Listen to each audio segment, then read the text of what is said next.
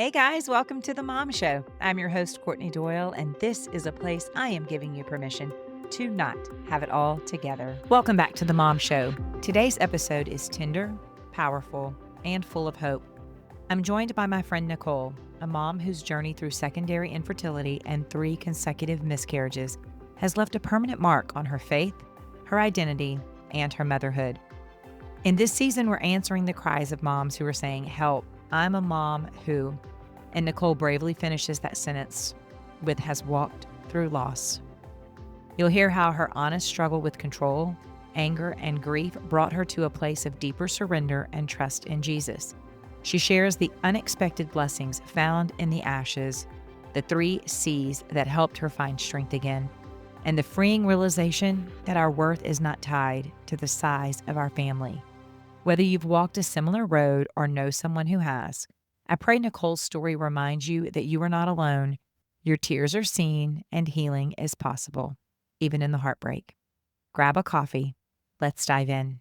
Hey guys, welcome back to the show. As you know, this season we are talking help. I'm a mom who, and today my guest Nichole is coming on and she's going to fill in that blank for us. And so Nichole, I want to turn the mic over to you. If I said help, I'm a mom who, what would you fill in the blank with that? Oh, I would fill in the blank with help. I'm a mom who has struggled with secondary infertility and consecutive miscarriages. Our first child was born. We were so young, newlyweds, sooner than expected.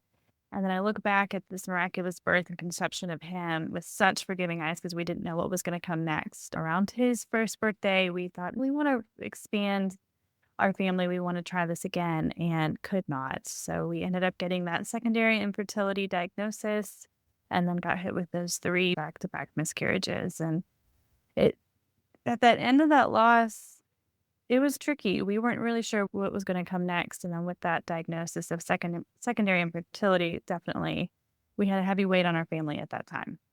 And so you had your first son. Let's have another baby. The first one was really easy. This shouldn't be a problem.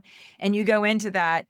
What were some of the things that started happening when to lead to a secondary infertility diagnosis? I don't think a lot of people know about that. People assume that infertility is from the start of trying to have a baby, but you're Mm. actually so far the second person that I've interviewed, and I have other people who have reached out to me talking about secondary infertility. So take me back to let's have another baby. How do we go from we want to have a second child to a diagnosis of secondary infertility? Yeah, I mean, we were definitely really naive since our first son, we had him found out we were pregnant with him within our first year of marriage, so just thought, "Okay, plumbing works, we're good to go." And when my husband is 3 and 3 boys, they're all within 4 years, so really close together, so he definitely really wanted everyone to be really close. We thought I come from a family of 6, so thought, "Big family sounds great. We'll start trying again." We had It was relatively easy to conceive and to get those positive pregnancy tests. The first miscarriage was in April. We were about 11 weeks. And then at that point, thought, this happens. You hear about it. And at that point, we'd been hearing about it a little bit more. I feel like it is still pretty taboo, but there wasn't this, people were starting to talk about miscarriages and these struggles. And so we went in and I was able to pass the child naturally. So just felt okay if we have a best worst case situation, this was okay. Got cleared to try in a month, try again. We tried again and had another miscarriage late July. That one needed a DNC procedure. And at that point, because I had 2, our OB said, let's get you in for some further testing, and that's when we got the diagnosis of you're having some secondary infertility with the second miscarriage. And then our third miscarriage was over Thanksgiving that same year in November. And at that point, we had the option to go in for further testing. So to do like a uterine dye and get a little bit more answers with that. We didn't end up having to do that. We took some more time off than what was recommended and were able to conceive and have a full pregnancy the following year. So I think with that, it really was just listening to our doctor and then discerning what's best for our family. Is it the further testing? Is it waiting? What does that look like for us? And how has it impacted you and your identity as a mom? It definitely motherhood wasn't something that I initially, when we got married, thought we would do so soon or possibly at all. When we dove into, yes, we want to have a family, we thought, let's just go all in, let's have 4 or 5 kids. But in our initial marriage counseling, when we're in our 20s, we both were very career driven and thought, I don't know if this is our story. So I didn't have the respect of it. And I definitely didn't see how precious it was. After our first loss, the not that I didn't love our son, but I just thought, wow, you are such a miracle. This being able just to be your mom is such a gift. And that second year of motherhood shifted my whole viewpoint on mothering. I remember when he was a toddler, I couldn't control anything because they're toddlers and they're babies and they don't always want to be doing what you want them to do. And I just remember Mhm. having all of these just very angry moments and outbursts because I just was so frustrated. And even Googling, I don't want to be an angry mom. And a book came up by the book Triggers by Amber Leah and Wendy Speak. I think I'm saying their names right. But it was a wonderful resource at that point, and it just really changed my perspective of I get to do this. This is a gift, and I need to steward it well versus I have to do this. I have somebody else that's I need to care for. So it stretched me, but I was more patient. I felt like I seeked to understand my children a lot more versus trying to just schedule out and control the day so it went as well as I thought it needed to go. So yeah, I grew a lot in Mhm. all of this. It did. It changed my identity in terms of whether it's a good day, bad day, or whatever. Motherhood wasn't a weakness, and it was the reason to keep pressing through all those hard things to Yeah. to achieve the dreams of what our family was trying to do. Mhm. I think that angry, of course, is a very real emotion for a lot of us. And in situational seasons in our life, that can intensify that anger. And so, amidst you parenting a toddler who is not going to stay within the boundaries because No. that's what they do, you're also battling this inner turmoil in your body. Three miscarriages in less than a year, just the physical toll that was taking on your body, in addition to the emotional toll and the spiritual Mm, toll that it's taking. And so I can understand why anger was a very real feeling for you. But being able to admit that, Nicole, I don't wanna be an angry mom. That in and of itself is huge because a lot of people would point the finger and say, "I'm angry because I just had another miscarriage. I'm angry mm, because he won't listen," or whatever it may I'm angry because you don't understand that this mm, is my body that's going through these miscarriages and these ups and downs of hormone surges and things like that, mm, and point the finger elsewhere versus you really self-reflecting and saying, "I'm angry. This isn't normal. Seek help and mm, resources that are gonna help me navigate this." I love what you said about motherhood not being it's a want to, not a have mhm, to, and when we switch that mindset, then you do begin to see the mm, miracle of your children, even in their disobedience or their mhm. toddlerhood or whatever it may be.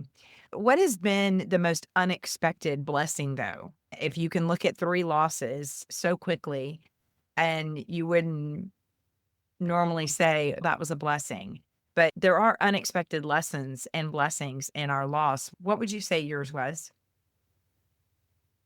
There's a lot of them. I feel like when you lose so deeply, you're only at the pit of hell or the brink of heaven. There's no way to live in the in between when we're surrounded in a world with loss and grief. And I think what I mean by that is when we put our hope in heaven and we put our hope in Jesus, even our loss, the hardest moments, the deepest sadness and suffering, those stories can have redemption. And Mhm. that's what we started to feel. Even with those miscarriages, there were little bits and hope and pieces of our story that kept us moving forward. And on the flip side, when we lose hope and we put our faith in the world and I'm supposed to have this, I need this, we believe the lies of I must have done something wrong. I deserve this pain, or I'm just not supposed to have this. I'm not enough. When we believe lies like that, then we live much closer to the enemy. We live closer to hell. And I feel like through each of our loss, as backwards as they took us, it by choosing to move forward with Jesus and saying, Lord, I need you with this. I need your help. I need your strength. It propelled me deeper with him, and just feeling him say, I've got you through this. Your story will be redeemed because of my story. That was, Yeah. I mean, I just had such tremendous growth and spiritual growth through this hard time that I Mhm. wouldn't have had if we didn't have those losses. So it's easy to say now because of they're in the rear view, but I'm grateful for Right. each of them for different reasons. Yeah. And it is, it's hard to get to that place, but I guess for anyone who's listening who's going through any kind of loss, it's you have to go through it. You can't Mhm. go around it. You can't avoid it. It Mhm. is something that you have to go through. And when you do go through with a relationship with the Lord, then that hope is what really sees you to the other side. To have the lens of looking back and going, I didn't like that. It didn't Mhm. feel good, but here are all the ways that God was with me along the path. Mhm. And there is a purpose to this. And how can I use this to glorify you? And it does bring you a sense of peace, especially for the future. Mhm. As you know, because you're a friend, my parents recently passed away very closely together. And as we were standing at the bedside of my mom, there were four of us. Mhm. But my mom actually had 8 pregnancies. And so Mhm. I'm the baby of 8. And each one of the miscarriages came before the birth of one of us that are alive. And my mom, her whole life, my whole life, she talked so often about how painful those miscarriages were. Several of them, I want to say 2 for sure, were really late in Mhm. pregnancy miscarriages. And she carried that wound with her. Like, that loss never left. And when we stood at her bedside those final hours, there was such a peace and beauty when we were able to share and remind her, Mhm. "Mama, your other 4 babies are waiting for you." And it gave us such peace. You know, she has 4 babies here on earth that she's left Mhm. behind for a short time until we meet her again. But now she's reunited with those 4 children, and we would not have that kind of hope, and we would not have that kind of story if it weren't for our relationship with the Lord and our knowing without a shadow of a doubt that death is just a blip on the radar and Mhm. that eternity is Gosh. really what matters. Um, so I wanna ask you, and I think I know the answer, but what is your greatest source of strength and encouragement through this and just in being a mom? Yeah, just obviously Jesus. He is the reason I can talk how I talk about this and this. But going through all of those losses with the help of a counselor, we coined the 3 C's: the consistence of daily rhythms, counseling, and Mhm, community. When I take care of myself, and this applies really to anybody, when you get up, when you do the things, when you journal, when you get in those healthy habits, spending time with the Lord, and then you marry that with counseling, having a good biblical community and counseling and small group, that's when I feel like my mental health was able to heal, and I was able yeah, to wrap my arms around, okay, this is hard, but I have these tools and I have mm, these people who are rooting for me, and I'm not doing this alone. That when you're alone in grief and when you're alone in hard things, that's exactly where the enemy wants you. He wants you alone where he can grab you. So when you equip yourself with good people to be around, good consistent habits with the Lord and a good counselor, you can overcome a lot. And that's what helped me overcome what we went through. yeah, and it's such a good example for our children too, those 3 C's, and I'm gonna repeat them again, the consistency of healthy daily habits, Mhm. the counseling, and Mhm. community. And it does, it sets an example for our children. I'm very open about my counselor, and I love my counselor. She's my best friend. And I have no problem as my children have grown and with age and with life comes maybe Mhm. bigger concerns, bigger things that your children are dealing with. I am the first person to go to my children and say, "Hey, let's find somebody else besides mom for you to talk to that can really give us some guidance or whatever." I think that's getting better. I think for a long time, people, if you went to a Mhm. counselor, like that was like, wait, what? And now it's definitely a more favorable conversation. What about the people who say, but you weren't that far along? What about that? What about that statement? I have loved ones that have had miscarriages, and it's those brush it off statements of, you didn't even really get to know that baby. It's not the same as if your baby had died of SIDS or if your baby. Mhm. How do we address that in No, ourselves, and how do we educate people to be different? no, absolutely. I feel for when you take that test and you know that you are carrying your next child, you've already birthed the dream of my family's growing. You've already said, okay, we're not just a family of three anymore, we're a family of four. And when you lose that, even if it's a week after you took that test or 5 years later, you're still losing that family member because you've already birthed them in your mind. You've already grown in your mind. I think sometimes because miscarriages happen in that first trimester, sometimes people don't even know you're pregnant. You got showing maybe, you haven't announced it, and it's a very isolated grief. So I think that's a really easy way for people to say, oh, well, it didn't come to fruition. In the mother's mind who lost, it absolutely did come to fruition. That baby was hers. That baby was, it may not have been on this side of heaven, but in her mind and in her world, it exists and it still exists today. And Mhm.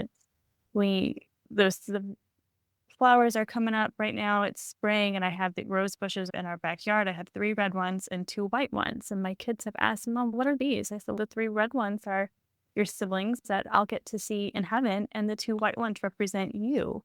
That was just one way I honored them here. And just it kept me saying, these are my babies in bushes, really, which is silly, but it was a way for me to heal and way for me to grieve, and I get to visit them, and it just brings me such peace knowing that I get to remember them. I get to remember how I definitely felt pregnant with them. So, I think that to educate people, when people lose, they don't always want a reason or an excuse. I think sometimes they just want someone to listen and to say, "I don't maybe understand what you're going through, but I'm here for you." Or Yeah. I haven't lost, but I can't imagine how you feel right now. And it's just even a simple gesture of, can I bring you dinner? Just so they know that they're cared for. I don't think we always have to fix the problem or fix the grief. Because a lot of times with miscarriages, it's not necessarily fixable. It's just something that you have to go through to get to that other side. Yeah.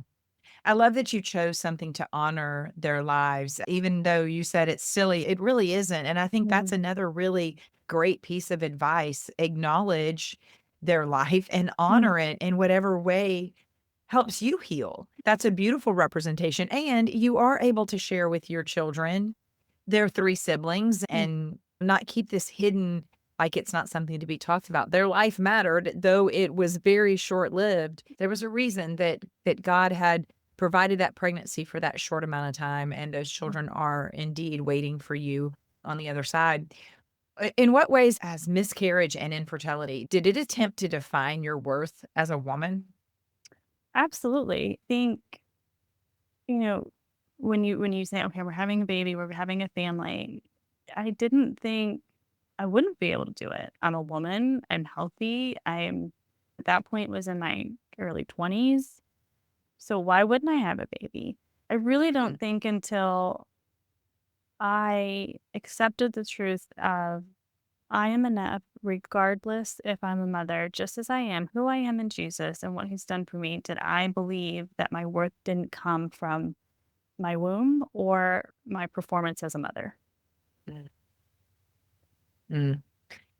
And that's easy. That's easy to get lost in. Like, Mm, if I'm a good enough mom, then I'm good enough in Jesus's eyes. It's a performance mentality that we can get mhm, into, and our identity absolutely can be lost. I've talked about this a ton on the show. It's why I do the show. I'm speaking from experience of us being on that tightrope. You talked about just a minute ago, you talked about being either on in the pit of hell or the brink of heaven. And I love the way you put that because in motherhood, if we are also allowing our identity to be based on how good we're doing, maybe how good our mhm, children are doing, how mm, successful a pregnancy is, then we're constantly teetering on that tightrope. And we're either going to fall into a pit of hell. And then, of course, I call it our pit of despair and our Mhm. pit of pride, because also as your kids begin to grow and they begin to make their own choices and do well, if Mhm. your identity is completely wrapped up in how successful your children are, then look at me, I'm such a good mom.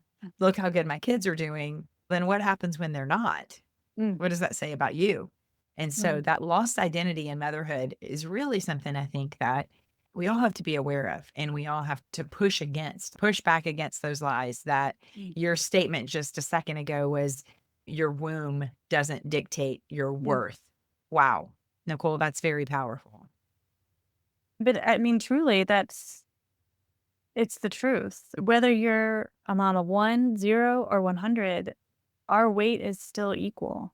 That's not gonna change regardless of how much I achieve, even if that's in motherhood. I tell my children because 'cause they're starting to go through some hard things. I feel like we're past the Band-Aid parenting. We're starting to get into real problems where we can't just fix it with a lollipop or a Band-Aid. And Yeah. I said, "Kiddos, the Lord's writing your story just as much as he's still writing mine. We're not done until we meet him again. So you're still going to go through hard things just like mom, and we're not perfect, but we're going to do it together." And I Yeah. think that's how we have to approach things, especially hard loss and hard grief things, is by saying, all right, the Lord's still writing my story. He's with me in it. And it's not going to be perfect, but we're going to come out on the other side with him. Yeah. Yeah, for sure. What would you say to the mom who's in the thick of it? She's waiting, maybe she can't get pregnant, maybe she's Mhm. gotten pregnant and she's had a miscarriage, so she's grieving and she's still hoping that this is all gonna turn out the Mm. way she envisioned. What do you say to her? I would just say you are not alone. You are not alone. You are loved and you are enough just as you are. It might not feel like it, but you are going to get through this. This is Yeah. not going to be the end of your story. It will end with love and grace and redemption. Nichole, you said when you and your husband got married and y'all were in premarital counseling, y'all really were both very career driven and you Mm. weren't even sure if children were in the path of what you guys were doing. What would you say to that girl? I would just Sure. say never. Never say never. And I say that because we are living out our nevers. We were never moving to North Carolina. We were never taking we were never taking over the family business or working with the family business. We were never having kids and my husband was never having a daughter. But oh my gosh, is that little girl just wrapped? Oh, he is wrapped Yeah. around her little pinky. And I think because there's just one of her, I have 3 sisters. So at some point, little girls all just become kids when you have so many and we're just fluctuating schedules. But he is just smitten with her and she is with him. Sometimes I think I could just leave and nobody would notice because those two Yeah. would fit for each other. Just never say never because your nevers might just become what you're doing every single day. Hold your plans loosely. I thought I had it all figured out, but the Lord's plan for me has surpassed anything that I could have ever planned out or ever put on my calendar. It has been Yeah. such a blessing and just to live by his grace and saying, all right, Lord, this calendar is yours. My day is yours. Do with it what your will is. Being able to surrender that, it's the life is so much more fruitful that way. Yeah, that's great advice. And yeah, I've never befored on all the Which is things I said great. never to. And now I Yeah. catch myself. Sometimes I'll be like, we would never do that. I'm like, whoa, hold on. We may not do that, but Lord, if that's what we're gonna do, Yes. we're here. Yeah, Mhm. because it's look at us nevering Than before. ever. Yeah. Yeah. Yeah. At the end of the show, I always ask, is there something that you're praying for that we could join you in praying for? And do you have a verse that you could share with our listeners? Right now, the verse that I just over and over again have been repeating over my children is Romans 12:4-5. Just as our bodies have many parts, each part has a special function, so it is with Christ's body. We are many parts of one, all belonging to another. Right now, we are walking through just new friendships, new school. My son is this old soul and sometimes has a hard time connecting with some of his 9-year-old little friends and just praying over great friendships, praying over intentional friendships, because these are just these such sweet formative years. And would love for him to have some good buddies to really grow with over the summer and just through the next few years. That's what I'm praying with right now. It's just godly friendships for my kids. Yeah, because it's so important. It is so important. And so we will be joining you in that prayer. I know that any of the moms that are listening are probably like, yes, I want some godly Yes and friends for my amen. kids. And I think it was Priscilla Shire, she said she's always praying for a heavy burden of discernment or something like that over her children. And so if they're put in situations, they can discern, this probably isn't a great situation or not. And so that's a wonderful prayer, and we will be joining you. Thank you so much for sharing. I know that is not an easy part to your story, but I appreciate the hope and the encouragement for any listener who has experienced that in the past and maybe hasn't told anybody. So I would encourage that if you're a mom and you're listening and you have had miscarriages or you have battled any type of infertility and you're not sharing that with somebody, find a trusted friend, trying to find a trusted counselor and unload that burden. You don't have to carry that alone. And so I appreciate your willingness to share those hard places with us and the hope that you have in Jesus. It's such an encouragement. Thank you, Courtney. It has just been a pleasure. The story's hard, but we are so grateful. We are so grateful. Yeah. Thanks, Nichole. Thanks so much for listening to The Mom Show with Courtney Doyle. Remember to check the show notes for any links, books, or resources that are mentioned in each episode. We want to be sure this blesses other mothers, and in order to do this, if you're listening via podcast, be sure that you like and share. If you could write a review, that would be fantastic. It helps us get in front of other moms.